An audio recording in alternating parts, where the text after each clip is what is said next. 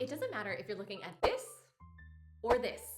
They are both made up of the exact same thing, chords.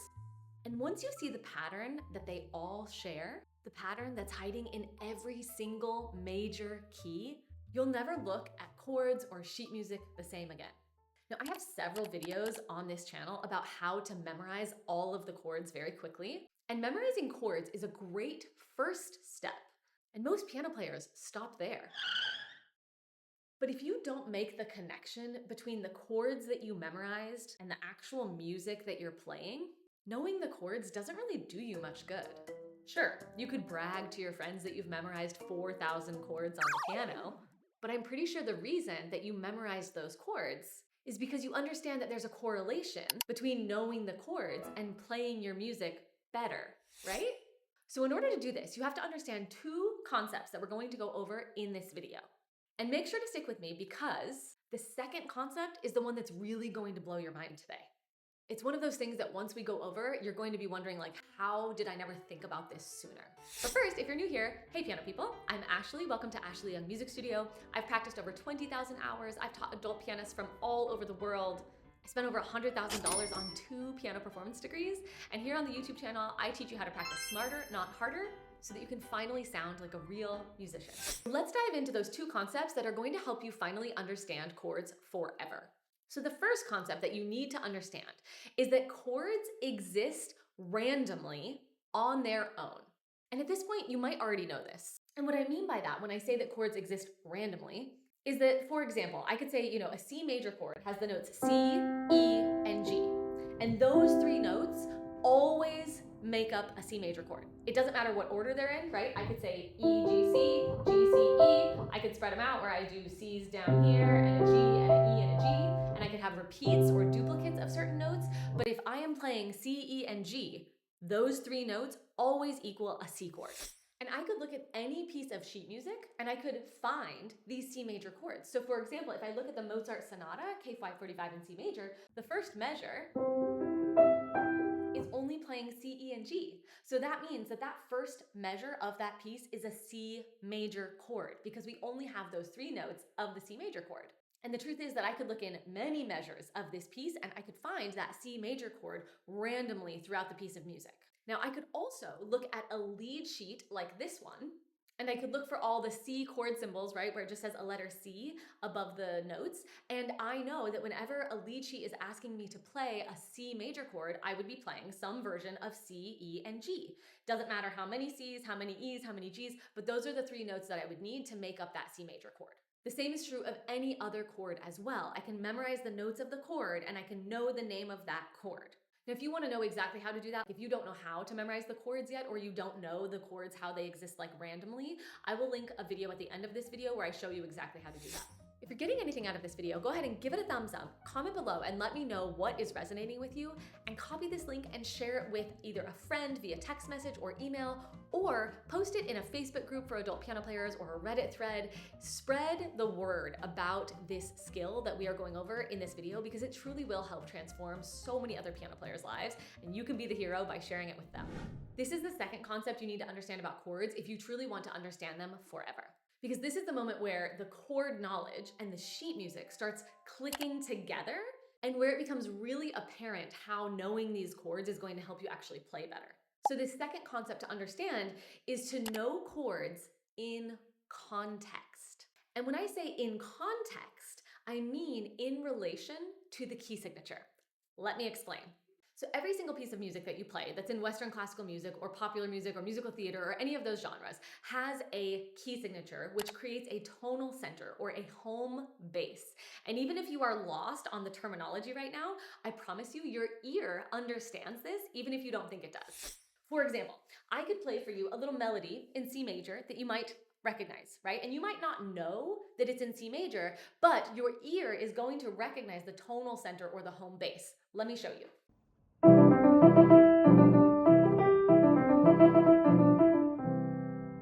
Now, even if you don't don't know that little folk tune, Mary Had a Little Lamb, you probably could anticipate or understand where it was going to end. You kind of could maybe predict where it was going to go. And even if you couldn't predict where it was going to go, you probably heard me get to the end and you knew it was the end, right? And that's because I ended on the tonal center or the home base. My ear understands that even if you don't know what the music theory terminology is. So it sounded how you maybe thought it would sound, right? But now I'm going to play the exact same piece and I'm going to do it without a tonal center. I'm going to stray away from the key signature.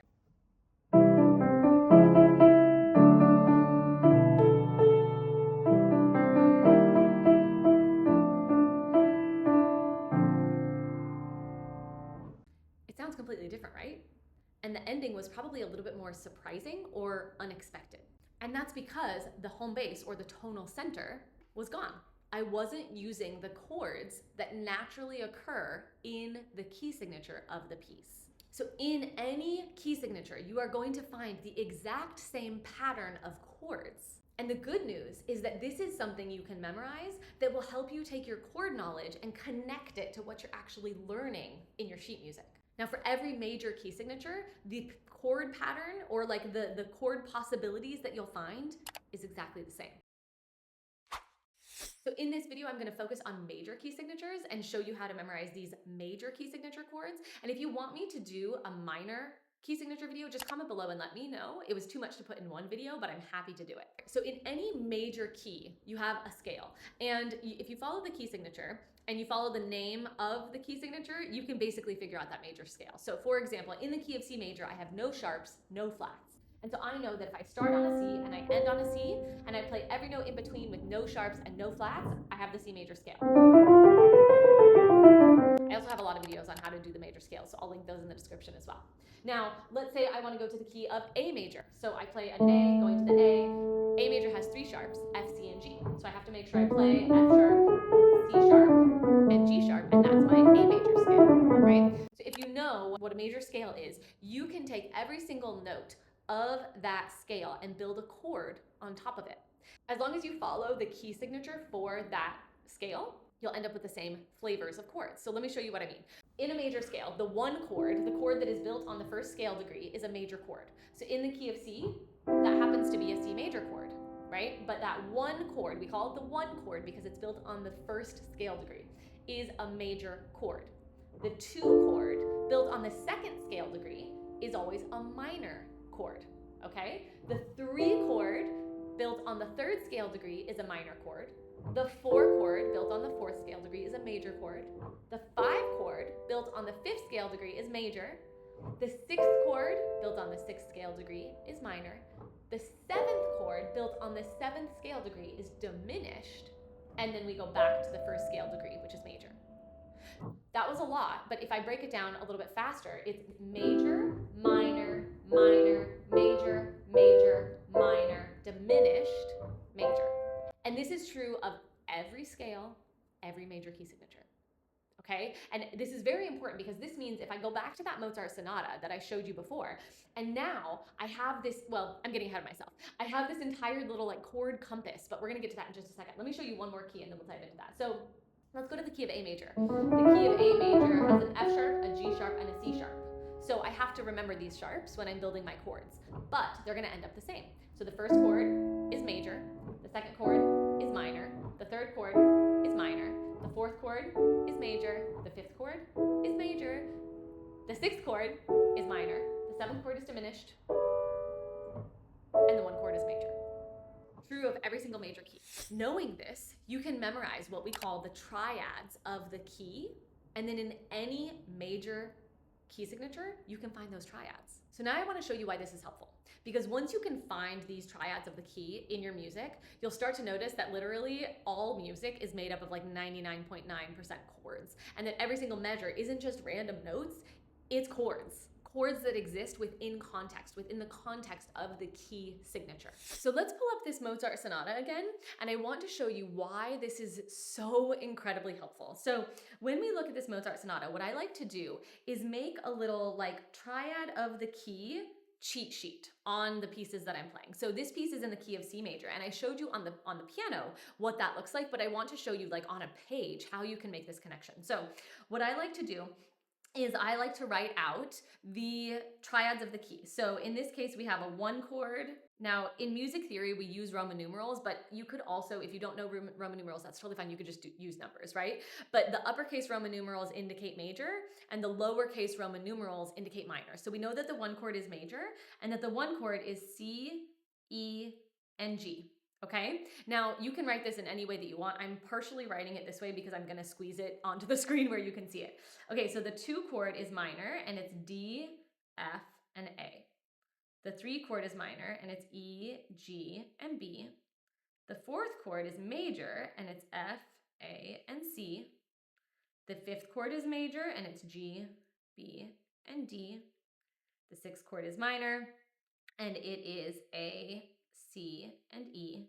The 7th chord is diminished, which we're gonna put a little degree symbol next to it. Hopefully you can see me writing that on the screen. And it's B, D, and F, and then back to the 1 chord, which is C, E, and G. The reason that this is so cool is because then I can look through every single measure and I can start to find like where these chords are. So as we already talked about, the first measure is only using C, E, and G, so it's the 1 chord.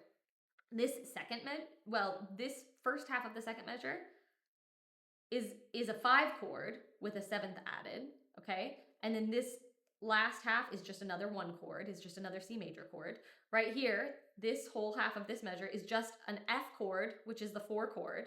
This is a C chord again, right? And all of a sudden, instead of reading individual notes, we're looking at patterns. And we're noticing how these chords relate to the key, to the tonal center, to the home base, as opposed to just like random chords existing out in the universe, okay? Now, we're not gonna go into this in this video, but where you can take this is endless, because then you can start to memorize like, okay, so in any major key, the 3 most common chords are 1, 4, and 5. So you're gonna notice as you go through and try to analyze the chords, you're gonna find a lot of 1 chords, a lot of 4 chords, a lot of 5 chords.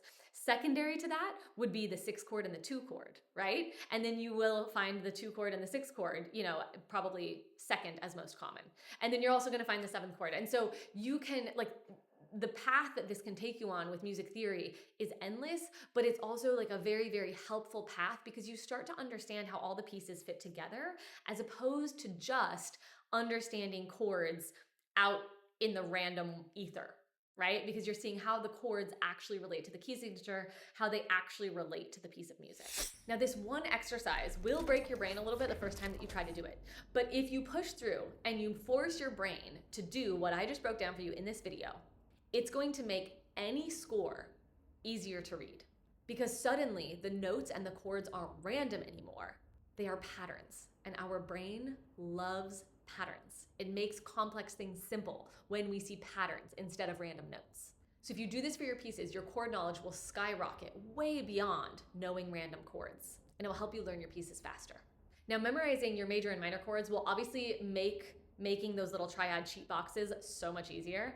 And if you need help with that, I actually have a course that breaks down exactly how to do it. It helps you memorize all of the major and minor chords as well as the key signatures, rhythm patterns, intervals, notes, all of it. I'm gonna link to that right here on the end screen so you can grab it, as well as that other video that I told you about at the beginning. Both are right here.